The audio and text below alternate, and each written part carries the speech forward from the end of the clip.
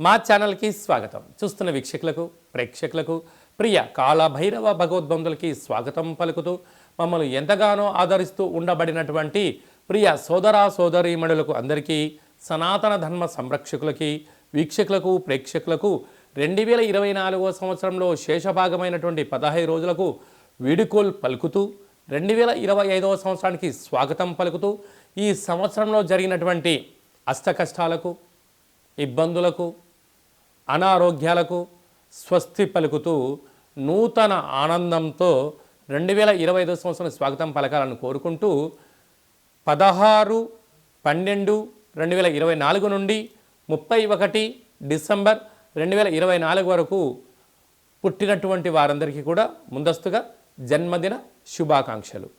అలాగనే గతంలో వివాహం చేసుకున్న వారికి వివాహ వార్షికోత్సవ శుభాకాంక్షలు. ద్వాదశ రాశుల్లో గ్రహ గమనాన్ని ఒకసారి వీక్షింపచేద్దాం. వృషభ రాశిలో దేవగురు బృహస్పతి శత్రు సంచార స్థితి, కర్కాటక రాశిలో కుజ సంచార స్థితి, కన్య రాశిలో కేతు సంచార స్థితి, వృశ్చిక రాశిలో బుధ సంచార స్థితి, ధనుస్సు రాశిలో రవి సంచార స్థితి, మకర రాశిలో శుక్ర సంచార స్థితి, కుంభరాశిలో శని భగవానుడు స్వక్షేత్ర సంచార స్థితి, మీనరాశిలో రాహు సంచార స్థితితో గ్రహ గమనాలు ఈ విధంగా ఉన్నాయి. మేషరాశి వారికి డిసెంబర్ నెలలో ద్వితీయార్థం అనగా 16వ తారీఖు నుంచి 31వ తారీఖు వరకు ఆంగ్ల సంవత్సరానికి వీడుకోలు పలుకుతూ కొత్త సంవత్సరానికి స్వాగతం పలుకుతూ ఎలాంటి విధి పాటించడం వలన యోగం కలుగుతుందో ఈ వీడియోలో తెలుసుకుందాం. మేషరాశిలో ఏ నక్షత్రాలు వస్తాయనగా అశ్విని నక్షత్రంలోని 4 పాదాలు, భరణి నక్షత్రంలోని 4 పాదాలు, కృతికా నక్షత్రంలోని 1 పాదం కలిపితే మేషరాశి అవుతుంది. చాలామందికి పుట్టినటువంటి కాల సమయంలో డేటా బర్తులు లేనటువంటి వారికి పేరు యొక్క మొదటి అక్షరాన్ని అనుసరిస్తూ ఆ రాశిని తెలుసుకునే ప్రయత్నం చేద్దాం.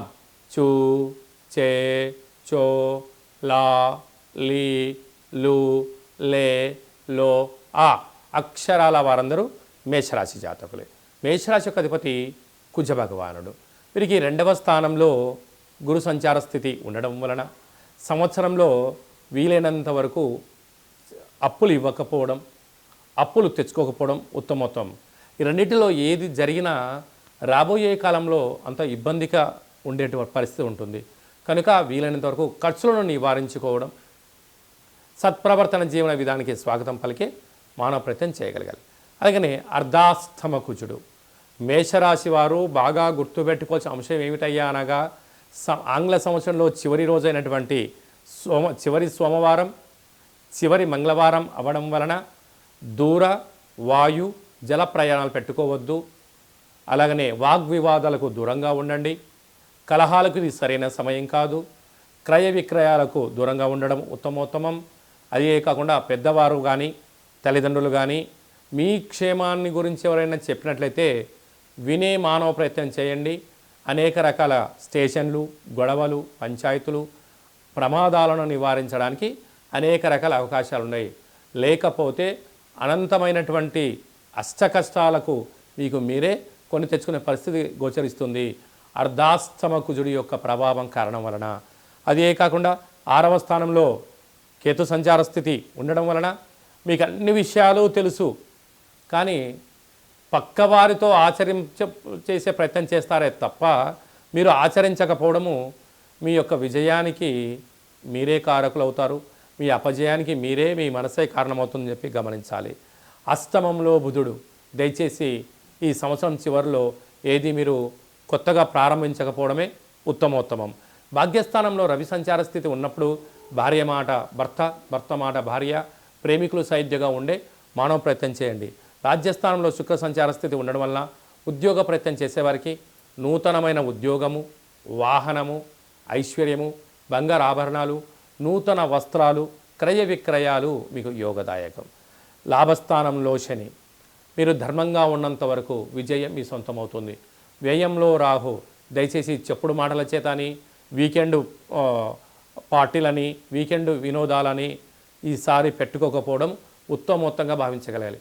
కనుక ఇలాంటి పరిస్థితుల్లో మేషరాశి వారు ఏం చేయగలగాలి అన్నట్లయితే మంగళవారం మనకు సోమవారం సోమవతి అమావాస్య, మంగళవారం కూడా అమావాస్య ఛాయలు ఉన్నాయి కనుక ఒక గ్లాసు బియ్యాన్ని అన్నంగా వండి అందులో ఒక చారడేసేంత కుంకుమను ఏర్పాటు చేసుకొని ఒక 3 ముద్దలు కట్టి కర్పూరం పైన అన్నముద్దల పైన కర్పూరం పెట్టి వెలిగించి ఆ మేషరాశి జాతకులకు దిష్టి తీసి కుక్కలకు పెట్టడం వలన నరదృష్టి శత్రు ప్రభావము తొలగిపోయి ఈ సంవత్సరానికి ఈ నరదృష్టికి ఫుల్ స్టాప్ పెట్టడం జరుగుతుంది. కనుక ఈ చిన్న విధి విధానాన్ని పాటిద్దాం, నూతన సంవత్సరానికి స్వాగతం పలుకుదామని చెప్పి గమనించాలి. అలా కుదరలేదు, ఎలా ఏం చేసుకోవాలి అన్నట్లయితే ఈ కింది నెంబర్ సంప్రదించినట్లయితే మీకు వాట్సాప్ కాల్ ద్వారా పూజా కార్యక్రమం చేసుకునే విధానాన్ని తెలియజేయడం జరుగుతుంది. అలా చేసుకోలేకపోతే సాకలే వారితో కూడా దిష్టి దించడం జరుగుతుందని చెప్పి కూడా గమనించాలి. ఈ 2024 సంవత్సరానికి మన స్వస్తి పలుకుతూ ఈ యొక్క ఆంగ్ల సంవత్సరంలో చివరి రోజు సోమవతి అమావాస్య, మంగళవారం అమావాస్యతో కూడుకున్నటువంటి అవుతున్నాయి కనుక ప్రధానంగా మనము ఎలాంటి విధి విధానాలు పాటించాలో కూడా తెలుసుకుందాం.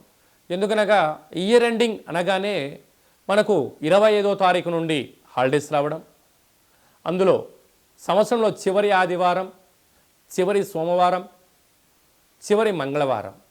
ఈ సంవత్సరం రాజు కూడా అంగారకుడే కనుక అలాంటి తెలుగు సంవత్సరాది పండగకు రాజు అయినటువంటి ఆయన ఈ యొక్క మంగళవారం అమావాస్యతో కూడుకున్నటువంటి పరిస్థితులు ఉంటున్నాయి కనుక వీలైనంత వరకు సముద్ర స్నానమని, దూర ప్రయాణాలని, ఆవేశభరితమైన నిర్ణయాలు కానీ దయచేసి ఎవరు కూడా ఎలాంటి ప్రయాణాలు పెట్టుకోకపోవడము ఉత్తమోత్తంగా భావించగలిగింది. ఎందుకనగా సంవత్సరపు చివరి రోజులలో దాన్ని శేషము అంటారు కనుక అందులో అమావాస్యతో కూడుకున్నటువంటి సోమవారం అమావాస్య వస్తే దాన్ని సోమవతి అమావాస్య అని, మంగళవారం మిగులు ఛాయలు ఉన్నాయి కనుక అమావాస్యతో కూడుకున్న మంగళవారం అవ్వడం వలన ఆవేశభరితమైన నిర్ణయాలకు ఇది సరైన సమయం కాదులని, విందులని వినోదాలని పాల్గొంటున్నప్పుడు ఎన్నో జాగ్రత్తలు అవసరం. మితిమీరిన వేగంతో ప్రయాణం చేయకపోవడం, ఆధ్యాత్మికమైన చింతనతో కలిగి ఉండడం వలన ఎన్నో రకాలుగా ఉపద్రవాలను, ప్రమాదాలను నియంత్రించుకునే స్వయం శక్తి అందరికీ ప్రసాదించాలని మనసారా కాళభైరవ స్వామిని కోరుకుందాం. కనుక 16వ తారీఖు నుంచి 31వ తారీఖు వరకు ముఖ్యమైనటువంటి పండుగల గురించి క్లుప్తంగా సవివరంగా సంపూర్ణంగా తెలుసుకుందాం.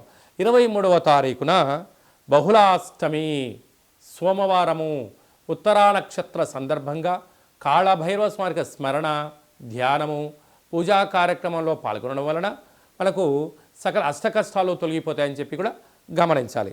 అలాగనే మనకు 30వ తారీఖు సోమవారం పూట అమావాస్య, సోమవారంతో కూడుకున్నటువంటి అమావాస్య, సోమవతి అమావాస్య అంటారు కనుక సకల గ్రహదోషాలు సంవత్సరంలో ఉండబడినటువంటి వాటన్నిటిని కూడా వదిలేసుకొని కొత్త ఆనందకరమైనటువంటి స్వాగతం పలకాలి అన్నట్లయితే కాళభైరవ స్వామికి స్మరణ, కూష్మాండ దీపము, నారికేల దీపము, ముడుపు, కాళభైరవ హోమ కార్యక్రమాల్లో పాల్గొని దిష్టి తీసేసుకొని కుక్కకు మహారాజు గారు కానీ పక్షిరాజవారైనటువంటి కాకికి ఆహారాన్ని పెట్టుకోవడం వలన యోగదాయకం.